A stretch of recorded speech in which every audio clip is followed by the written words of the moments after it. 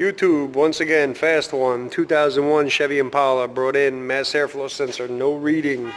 I'm already started up on this car here, actually already diagnosed the problem. I don't normally do that, but I figure I'll bring you guys along though for, I guess, a bit of a learning experience.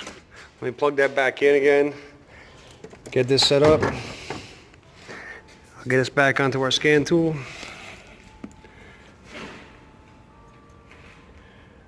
2001 Impala, and the only thing that we really care about here is mass airflow, so let me just deselect everything here, put it right up on the screen as the only one. I'll put it on graph view.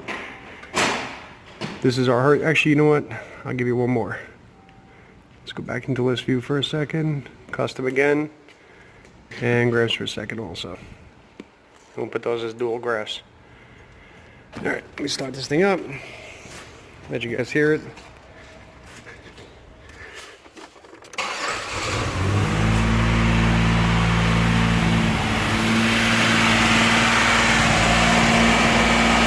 That's what we got. 0 and 0. Quick checks over here. 3 wires coming across. Ignition power.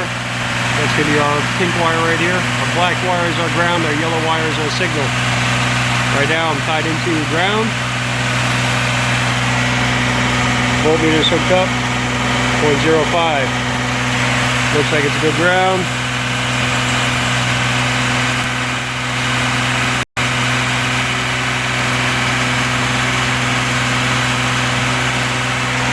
That's our power, 14.3.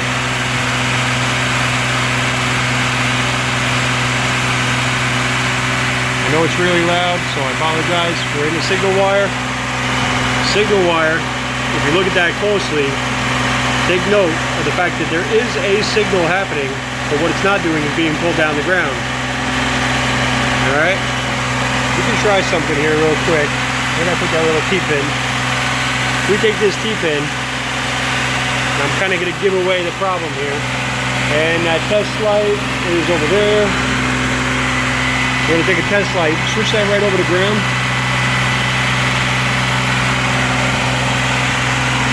And let's see if this actually works, if I got a good connection. There you go. Now all I'm doing here is applying the ground to this T-pin. And look. Notice how that's lighting up. Now we just verified it down there. And we weren't at 12, we had 0 volts. But we tested it up here. We did not test it down there. This is where people get slid. They don't want to get slid. So, if we do it this way, and we come in here and we look at that ground, our ground looks exactly like our signal wire. What we got to do is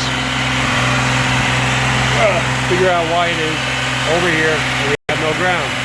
If I disconnect this over here, and if you switch that back over to power real quick, and I go on to, we'll try to do this here one-handed. Alright, if I go on to that center terminal, which is our ground, we do not have a ground. Remember, we're hooked up the power over here now, so we should have a ground. We do not have one. Alright? Now we're going to take that same one, we're going to put this back up, further up we get in the wire. So right here.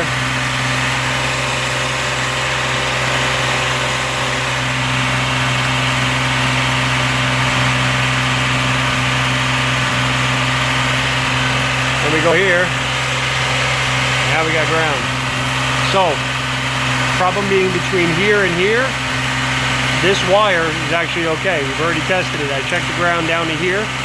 Our ground is good right down to the actual back of the connector itself, but inside the connector here is bad.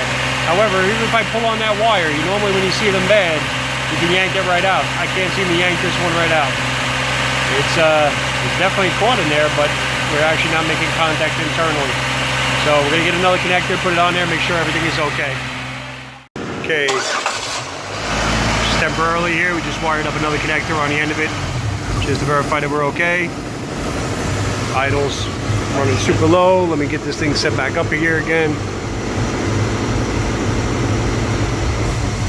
Idle's a little nasty, but what we do have now is a reading on a mass air. Oh, there you go. So if you would have went in there with just a voltmeter, and this is one of the reasons why you have to load your ground circuit when you're testing. If you would have went in there with a voltmeter, with that mass airflow sensor disconnected and those 3 pins facing you, and all you did was go in there and you just checked to see if it was ground on there, you'd have 0 volts. But that doesn't mean you have a ground. A ground is something that can carry a load. It can take positive and actually carry, well, let me say that again. It completes the circuit from positive to negative. And that's what we need to be able to do, especially when something is under load. So we have something going on here. We got some kind of a reading. I don't like the reading. Well, we're gonna look further into this, but as of right now, though, this is a great starting place. I hear a vacuum up there. We're gonna take a little look into it and start getting this car back together.